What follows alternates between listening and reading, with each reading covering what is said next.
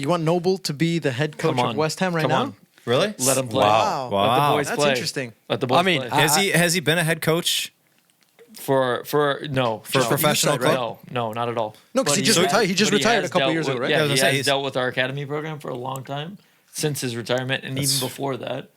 I would say let the boys play. I mean, it can go one of two ways. It can go the way of Arteta, and it can turn out phenomenally, or it can go the way of there.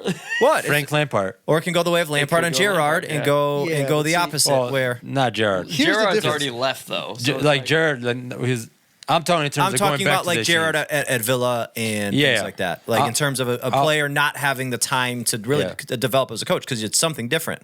I'm Playing thinking and more coaching of are- like being at the club, Same like club? legend, Yeah. and then going to the team, and then it ruins your legacy. Yeah. Yeah.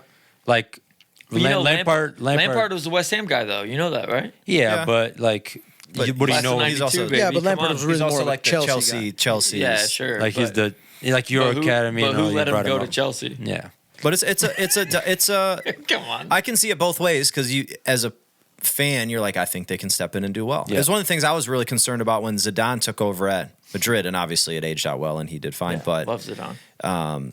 you never know how they're going to transition into. I actually thought Lampard and Steven Gerrard would both be great coaches right out of the gates, and I was nervous about Arteta. And Here's the difference for clearly, me. I was wrong. Here's the difference for me is that I think being respected as a club legend and being able to get people to do what you want because of that respect can only go a certain way, and it's a long way. I think it's a big percentage of it. Don't get me wrong, but there comes a time when the players are going to look. There comes a time when the players are going to look to you for actual tactical advice.